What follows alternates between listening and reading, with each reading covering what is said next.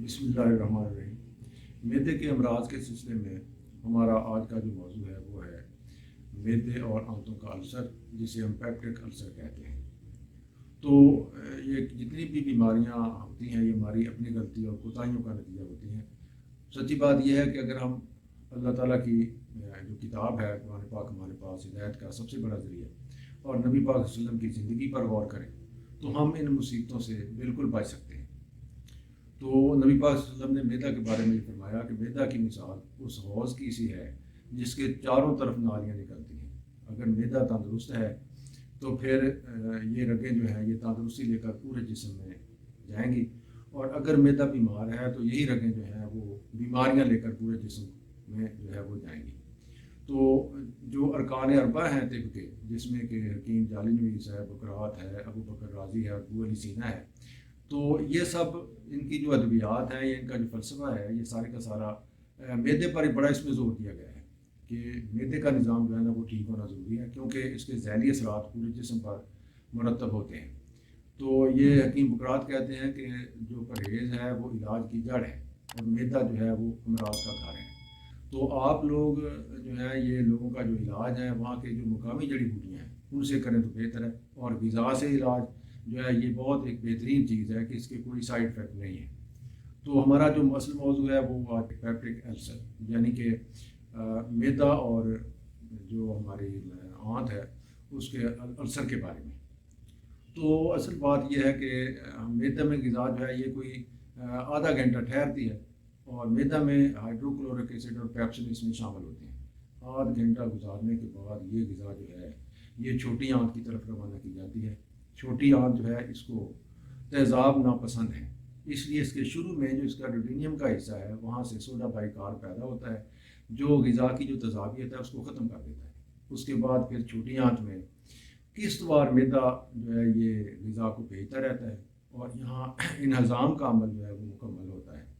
तो इसी आंत में ही लबलबा और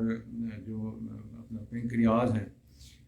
वो अपनी रतूब पित्ता और पेंक्रियाज ये अपनी रतूबतें वहाँ पे दाखिल करते हैं जहाँ पर कीमियाई अवामिल वाक़ होते हैं और सारी की सारी ग़िज़ा जो है वहाँ हज़म हो जाती है। तो क्या वजूहात हैं, क्या असबाब हैं कि जो ये अल्सर है ये मैदा में या आंत में क्यों होता है? असल बात यह है कि ये जो तेज़ाब मैदा के अंदर पैदा होता है अगर सिर्फ मैदा तक ही महदूद हो तो उसको हम गैस्ट्रिक अल्सर कहते हैं, और जब ये ड्यूडेनियम यानी कि छोटी आंत के पहले हिस्सा में ये ज़ख़म हो तो उसको हम ड्यूडेनियम अल्सर कहते हैं। ये दोनों मिलकर इसको हम गैस्ट्रिक पेप्टिक अल्सर का नाम जो है ना वो देते हैं। तो ये तज़ाद तो मौजूद है, लेकिन होता यह है कि बदकिस्मती से कुछ लोगों में ये कुछ ऐसे असबाब बनते हैं जिसमें कि हमारी जो ज़हनी टेंशन है, हम खाना खा रहे हैं, ज़्यादा चटपटी ग़िज़ा इस्तेमाल कर रहे हैं, बहुत ज़्यादा मिर्च मसाले, बाहर के खाने, ये चीज़ें जब हम ये ज़्यादा इस्तेमाल करते हैं और साथ खट्टी चीज़ें, तेज़ किस्म की ऐसी अशिया जो मसनूई है, मसनूई रंग वगैरह, या बाहर से लाकर हम खाने खाते हैं तरह तरह के अपने जायकों को बनाने के लिए, तो इसकी वजह से फिर ये होता है कि लगातार ऐसा करने से बाज़ औक़ात ये मसला बन जाता है कि वो तेज़ाब जो है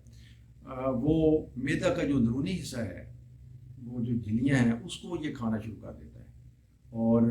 पूरे को तो ये नहीं खा सकता, लेकिन थोड़े थोड़े हिस्से में वहाँ कुछ जो पार्ट्स हैं, जो पॉट्स हैं, वहाँ पे ये लग कर उसको उसका जो झिल्ली है उसको ये खा जाता है। फिर डायरेक्ट ये तेज़ाबी जो ग़िज़ा है जब उसके साथ लगती है मैदे की अंदरूनी झिल्लियों के साथ तो फिर ये जलन पैदा करती है। जलन पैदा करने के साथ साथ फिर बहुत सारे मसाइल, ये गैस पैदा होती है, फिर दर्द शुरू हो जाता है, और ये चीज़ें जो है ना ये इसके ग़िज़ाई असबाब हैं। तो इसके जो ज़हनी और नफ्सियाती असबाब हैं उसमें ये मायूसियाँ, हमारी उदासियाँ, परेशानियाँ हमारी, ये इसमें तंबाकू नोशी, सिगरेट नोशी जो परेशानी की हालत में ये चीज़ें करते हैं, मुख्तलिफ़ किस्म के ट्रैंकुलाइज़र इस्तेमाल करते हैं असाबी तौर पर मजबूत करने के लिए अपने आप को, ये कॉर्टिसोन के मरकबात हैं, जिनसी हार्मोन हैं, तो ये असाब पर बड़े बुरे असरात मुरतब करते हैं। और इस तरह होता है कि फिर ये मैदे के अंदर जो झिल्लियाँ हैं उनमें खून की कमी वाक़ हो जाती है, इसकी क़ुव्वत मुदाफ़अत कमज़ोर हो जाती है, और इस तरह वो तेज़ाब जो है वो मैदे को अंदरूनी तौर पर जो है ना वो शिकस्ता कर देता है, उसमें उसको ऐसे समझ लें कि उस पर लग कर उस झिल्ली झिल्ली जो है ना उसको गला देता है। تو ایسے لوگ جو کہ ہر وقت یہ سڑتے رہتے ہیں اور اڑتے رہتے ہیں، حسد کرتے رہتے ہیں اور مطمئن نہیں ہوتے زندگی سے کسی وقت بھی، وہ کھانا کھاتے ہیں تو یہ مطلوبہ انزائم جو ہیں یہ پھر صحیح طریقے سے ہمارا جو اینڈوکرائن سسٹم ہے، جو دودھوں کا نظام، وہ صحیح طریقے سے وہ انزائم خارج نہیں کرتا جو اس میں پیدا معدے کے اندر جا کر غذا کے ہضم کے عمل کو متوازن طریقے سے یہ کر سکیں، تو اس کے نتیجے میں پھر یہ جو ہے نا مصیبت یہ آتی ہے۔ آج کی جو یہ ولایتی مہذب قسم کی سوسائٹی ہے، میں تو یہ کہتا ہوں کہ ان میں یہ مرض بڑا زیادہ ہے، تو اس مرض کو اس طرح بھی لیا گیا ہے کہ یہ خاندانی یا وراثتی طور پر بھی یہ منتقل ہوتا ہے۔ تو اب اس کے وراثتی اسباب بھی دیکھے گئے ہیں، اس کے غذائی اسباب بھی ہیں اور اس کے ذہنی اسباب بھی ہیں،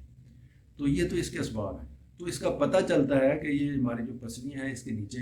درد محسوس ہوتا ہے، مریض جو ہے وہ انگلی رکھ کر ہاتھ رکھ کر بتاتا ہے کہ یہاں میرے درد ہے۔ پھر دو کھانوں کے درمیان جب وقفہ ہوتا ہے تو اس میں درد شدید ہو جاتا ہے۔ جب مریض کھانا کھا لیتا ہے تو اس میں اسے کچھ افاقہ ہوتا ہے، اس کی وجہ یہ ہے کہ جو تیزاب ہیں وہ کھانے کو ہضم کرنے میں صرف ہو جاتے ہیں، جو ہی کھانا ہضم ہو جاتا ہے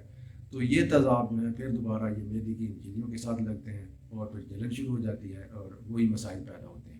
اس کے نتیجے میں قے آتی ہے، ڈکار آتے ہیں، کھٹا پانی منہ سے آتا ہے اور یہ درد جو ہے یہ بڑا ہی تکلیف دہ ہے اور بڑا ہی پریشان کن ہوتا ہے۔ مریض کو گھبراہٹ ہوتی ہے، اس کو بھوک نہیں لگتی، ساتھ کمزوری ہوتی ہے، ساتھ درد ہوتا ہے اور اس طرح یہ ذہنی ٹینشن بڑھ کر مریض کا جو ہے یہ برا حال کر دیتے ہیں۔ تو اس کی جو تشخیص ہے اس کا طریقہ کار یہ ہے کہ اگر گیسٹروسکوپی کریں تو اس سے ہمیں معدے کے جو اندرونی خد و خال ہیں وہ نظر آ جاتے ہیں اور اس میں پتہ چل جاتا ہے کہ اس بندے کو السر ہے۔ تو یہ اس کی کچھ جو ہے نا یہ علامات ہیں اور کچھ اس کے اسباب ہیں۔ اب ہم اس کے علاج کی بات کرتے ہیں۔ تو جو دنیا میں جو طریقہ علاج ہیں، یہ طب یونانی ہے یا ہومیوپیتھک طریقہ علاج ہے یا ایلوپیتھک ہے یا غذائیں ہیں، پرہیز ہے اور یہ چیزیں ساری ہیں، تو اس میں یہ جو ہے نا یہ تو بہت ضروری ہے۔ تو ہومیوپیتھک کی اگر ہم بات کریں تو اس میں چونکہ علامات کے حساب سے دوائی کا انتخاب کیا جاتا ہے تو اس میں علامات دیکھی جائیں گی، لیکن اس کے لیے نقص میکا، کاربوویج، پلساٹیلا، یہ اس قسم کی ادویات ہیں جو ہم علامات کو مد نظر کر دیتے ہیں اور اس کی طاقت کا تعین کہ یہ 30 طاقت میں دینی ہے، 3x میں دینی ہے، 6x میں دینی ہے یا 200 طاقت میں دینی ہے، لیکن یہ جرمنی کی بنی ہوئی دوائیاں جو ہیں یہ زیادہ فعال ہیں ہومیوپیتھک کی، یہ اس حساب سے۔ تو یہ تو ہومیوپیتھک میں ایسی دوائیاں ہم دیتے ہیں۔ یہ جو ہمارے ایلوپیتھک بھائی ہیں یہ ڈاکٹر صاحبان، یہ ٹیگمیٹ گولی ہے، اسی طرح سے یہ سیمیٹیڈائن گولی ہے اور انڈیرال وغیرہ ہے، یہ اس میں یہ دیتے ہیں اور ان کا یہ دعویٰ ہے کہ اس سے یہ بندہ ٹھیک ہو جاتا ہے، لیکن ہم نے دیکھا ہے کہ اس کے رزلٹ جو ہے نا ان دوائیوں کے، لیبرکس وغیرہ بھی دیتے ہیں، یہ وقتی طور پر تو مرض کو دبا دیتی ہیں، لیکن مابعد اس کے اثرات جو ہیں اعصاب پر جو پڑتے ہیں نا وہ اچھے نہیں ہوتے اور یہ خواتین کے لیے خاص طور پر زیادہ مسائل پیدا کرتے ہیں۔ تو السر کی شرح جو ہے یہ مردوں میں عورتوں کی نسبت زیادہ ہے، شاید اس کی وجہ یہ ہے کہ مردوں کو جن مسائل سے نمٹنا پڑتا ہے زندگی میں، عورتیں ذرا گھروں میں محفوظ رہتی ہیں، یہ اس کی یہ وجہ بھی ہو سکتی ہے۔ تو طب یونانی میں اس کے لیے بھی تیزاب کو مارنے والی ادویات ہیں، ہضم کو بہتر کرنے والی ادویات ہیں موجود ہیں، کافی ساری ادویات ہیں اس میں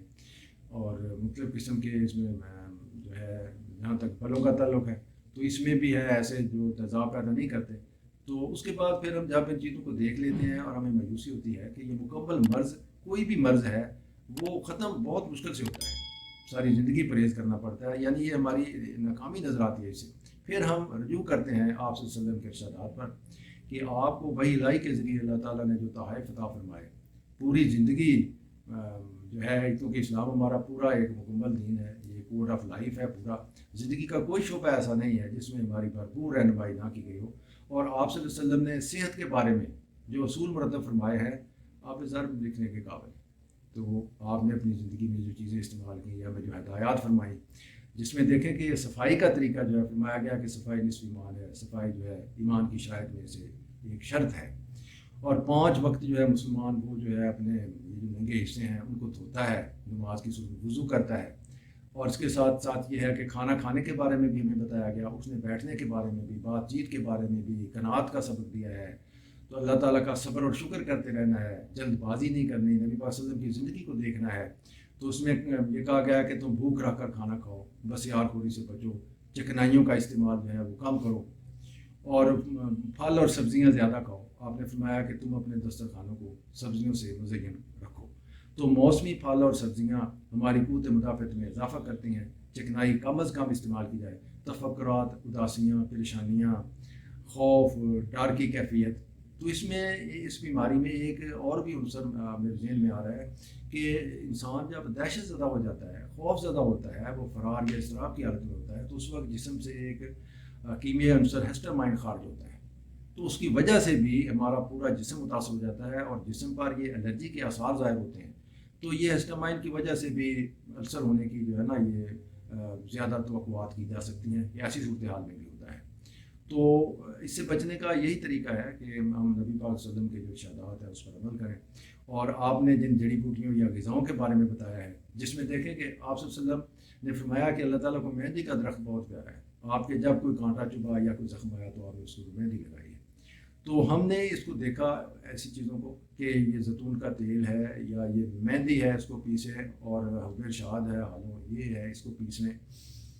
اور شہد کا استعمال ہے، قوت مدافعت بڑھاتا ہے، زخموں کو منتقل کرتا ہے۔ زیتون کا تیل بھی ایسے ہے، لیکن ان کو نہار منہ پیا جائے۔